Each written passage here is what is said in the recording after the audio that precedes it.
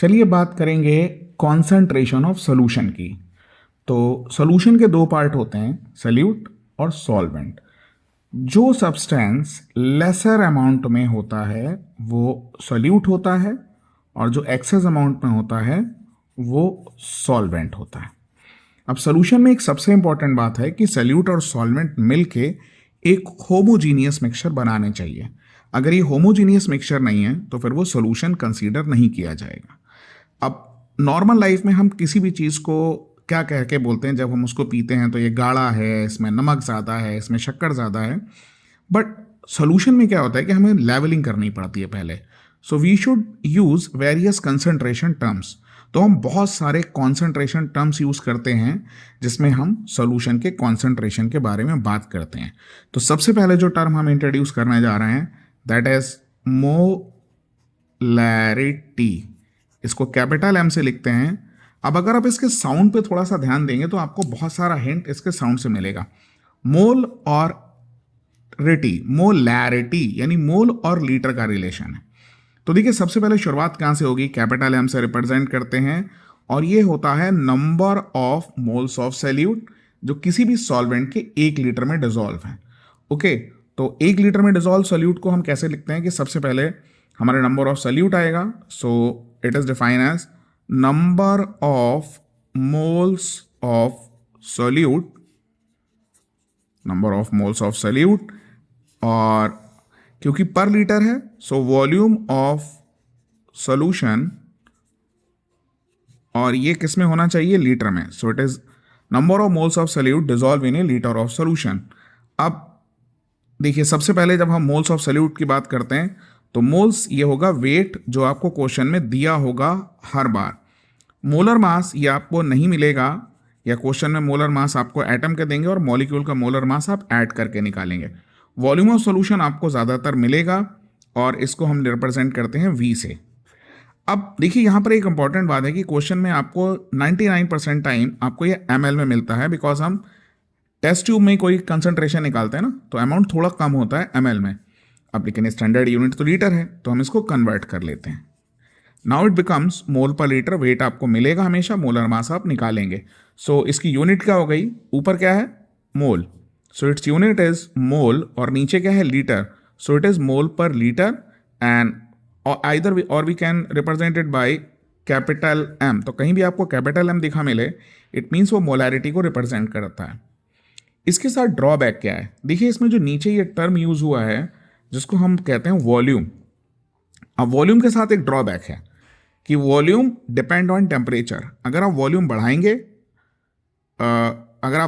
या घटाएंगे तो आपका ये टर्म बदल जाएगा, और वॉल्यूम डिपेंड होता है टेम्परेचर पे, जो टेम्परेचर के साथ बढ़ता है, और अगर टेम्परेचर कम करेंगे तो वॉल्यूम कम होगा। इट मीन्स मोलैरिटी जो है वो डिपेंड होगी किस पे, टेम्परेचर पे। सो it is temperature dependent term. Okay, the next term जो हम यूज करने वाले हैं वो होता है मोलैलिटी। अब देखिए मोलैलिटी हम यूज क्यों कर रहे हैं। मोलैलिटी एक ऐसी चीज है जो टेम्परेचर पे डिपेंड नहीं करेगी, मेरे पहले वाली प्रॉब्लम को सॉल्व कर देगी। इसको हम स्मॉल m से रिप्रेजेंट करते हैं। अब देखिए ये होता क्या है, जब हम मोलैलिटी की बात करते हैं तो ये कैसे ये इंडिपेंडेंट हो गई। तो देखिए सबसे पहले आएगा जो मोलैरिटी में आता है, क्योंकि मोल है तो number of moles of solute, और जो नीचे आएगा देखिए यहां पर एक सबसे इंपॉर्टेंट चीज है, यहां पर नीचे आता है वेट ऑफ सॉल्वेंट। अब देखिए यहां पर चीजें बदली कैसे हैं, दो चीजों पे हमें ध्यान रखना है जो बहुत ज्यादा इंपॉर्टेंट है। उसमें एक तो हमारे पास वेट आया है, और दूसरा वो वेट सॉल्यूशन का नहीं है, वो वेट सॉल्वेंट का है। तो ये चीजें आपको ध्यान रखनी होंगी कि अगर आपको जो वेट है सॉल्यूशन का क्वेश्चन में दिया है तो आपको उसमें से सल्यूट का वेट सब्सट्रैक्ट करके आपको सॉल्वेंट का वेट मिलेगा। अब इसको कैसे शुरू करते हैं, तो देखिए सबसे पहले हम जब मोल्स निकालेंगे हमेशा की तरह तो वेट और मोलर मास को डिवाइड करके हमें सल्यूट के मोल्स मिल जाएंगे, और सॉल्वेंट का वेट आपको दिया जाएगा, लेकिन ये हमेशा, और ये देखिए यहाँ पर ये केजी में होगा, लेकिन जब आप वेट सैंपल के तौर पे लोगे तो वो हमेशा आपको किस में मिलेगा, ग्राम में, और क्वेश्चन में ये 99% ग्राम में ही होता है। तो केजी में कन्वर्ट करने के लिए 1000 से वही पुराना वाला तरीका, ग्राम को डिवाइड करिए, 1000 ऊपर चला गया, तो ये small w upon small m और ये कैपिटल W और इसकी यूनिट हो जाएगी मोल पर केजी। बट इसके साथ एडवांटेज क्या है कि मोलैलिटी हमेशा टेम्परेचर इंडिपेंडेंट है, तो ये टर्म ज़्यादा बेटर है मोलैलिटी के टर्म्स में, बिकॉज इसको बताते समय आपको टेम्परेचर को मेंशन करना ज़रूरी नहीं है। The third term that we use is mole fraction. अब देखिए फ्रैक्शन, इसको अगर हम समझेंगे तो टोटल सोल्यूशन में जो किसी एक मोल का फ्रैक्शन यानी हिस्सा होता है वो मोल फ्रैक्शन होता है। एडवांटेज इसके साथ ये है कि ये भी टेम्परेचर इंडिपेंडेंट है, it does not depend on temperature. मतलब अगर आप किसी का भी कॉन्सेंट्रेशन मोल फ्रैक्शन में बताओगे तो टेम्परेचर बताने की कोई ज़रूरत नहीं है। अब देखिए इसको आसान कैसे करते हैं। Let's suppose we have two molecules A and B, इनके मोल्स हमें दिए हुए हैं, सपोज दैट Na और Nb। तो मोल फ्रैक्शन क्या होता है? मोल फ्रैक्शन को हम लिखते हैं चाई से। ओके, तो मान लीजिए ये चाई है जो हम आपको बता रहे हैं कि ये मोल फ्रैक्शन है चाई। अब मोल फ्रैक्शन ऑफ ए क्या होगा? देखिए जो मोल फ्रैक्शन ऑफ ए होगा वो टोटल मोल्स में से ए का कितना हिस्सा है।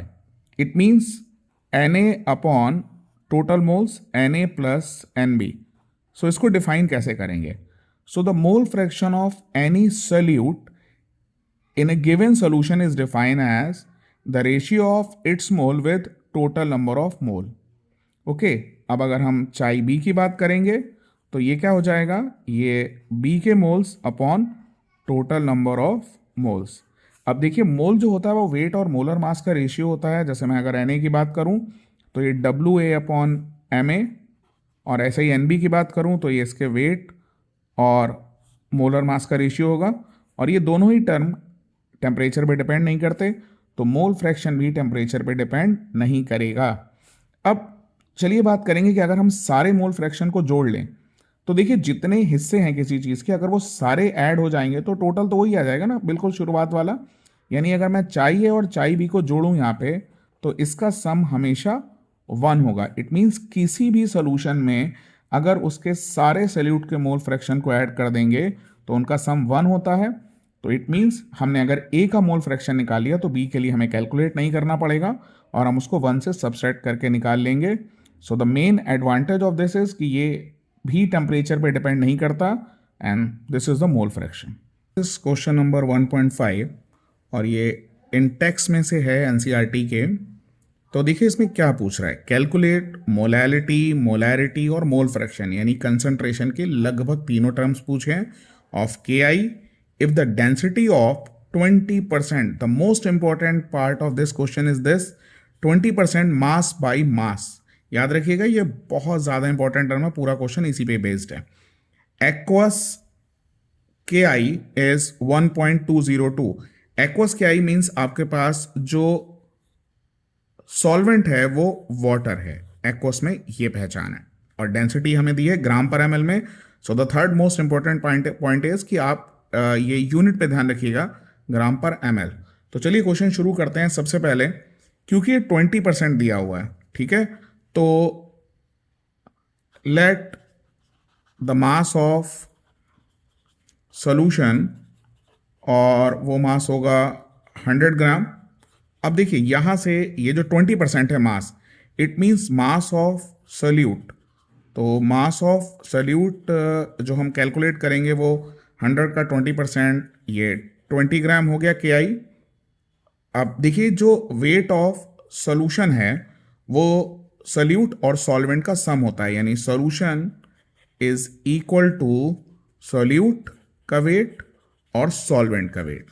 ओके, तो देखिए ये हमें 100 दिया हुआ है, ये 20 है, और ये सॉल्वेंट का weight suppose that capital W, तो capital W comes out to be 80 gram.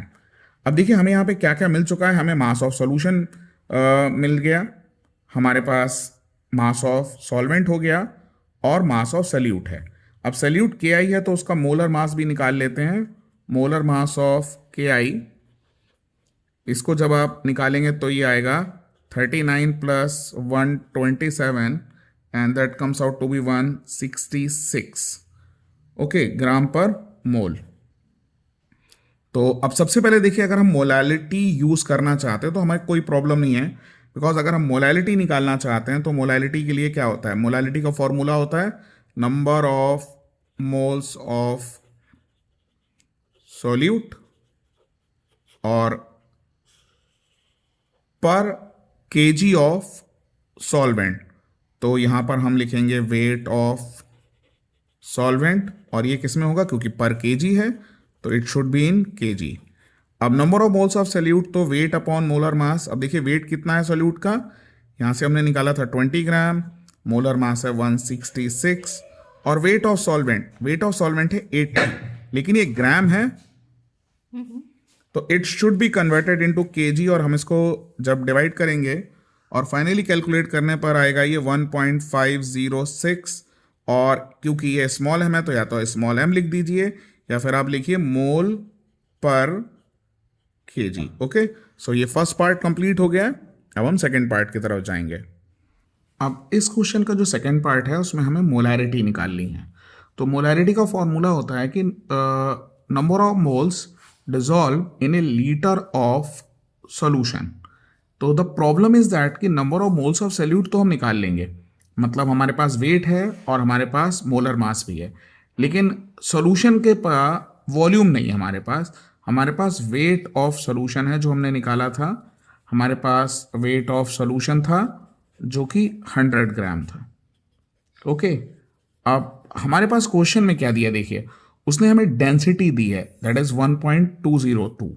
अब डेंसिटी इज इक्वल टू होता है mass upon volume. So if it is 1.202, मास 100 ग्राम है, तो मेरा वॉल्यूम निकल आएगा, लेकिन वॉल्यूम हमेशा निकलेगा किस में, क्योंकि ये ml है तो ये हमेशा ml में आएगा, और वॉल्यूम हम निकाल सकते हैं 100 अपॉन 1.202 ml। ओके, आप कैलकुलेशन फाइनल लास्ट में करिएगा, बार बार कैलकुलेशन मत करिए, हो सकता है कुछ कैंसिल हो जाए। तो मोलैरिटी के लिए सबसे पहले हमें चाहिए वेट ऑफ सॉल्यूट, तो वो हमारा 20% के हिसाब से हमारा कितना था 20 ग्राम, और मोलर मास हमने KI का निकाला था जो 166 आया था। अब ये जो नीचे आया है ये 100 अपॉन 1.202, अब ये देखिए ये ml में है, हम 1000 से मल्टीप्लाई करके इसको लीटर में कन्वर्ट कर लेंगे, और फाइनली जब हम ये कैलकुलेशन करते हैं सॉल्व करके तो हमारा आंसर आता है लगभग 1.448, ठीक है। और इसकी यूनिट जो हुई, क्योंकि मोलैरिटी है तो इसकी यूनिट मोल पर लीटर, या फिर ये कैपिटल M में भी लिखा होगा। Okay, so the main thing is that कि आपको सिर्फ उस वेट को किस में कन्वर्ट करना है, उस वेट को वॉल्यूम में कन्वर्ट करना है, तो आपको डेंसिटी क्वेश्चन में दिया हुआ है। Okay, so this is the second part. चलिए थर्ड पार्ट पे इसके चलते हैं। थर्ड पार्ट में वो मोल फ्रैक्शन ऑफ KI निकालने को कह रहा है। तो from the formula mole fraction of KI क्या होता है, moles of KI upon total number of moles.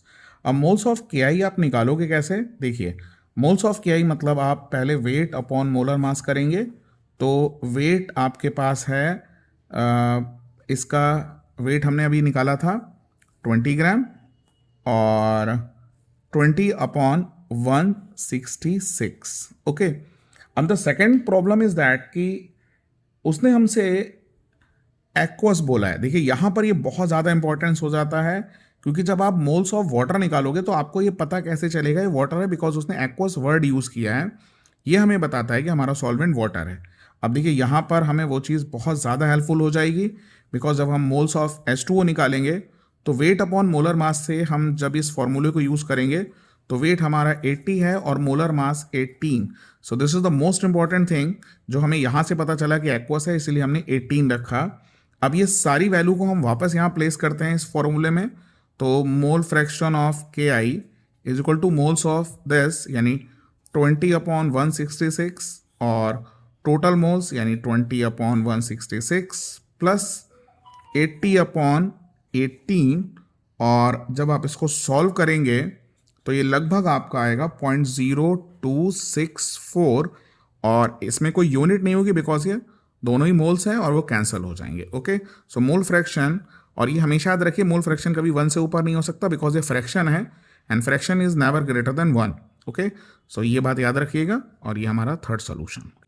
And don't forget to like and subscribe.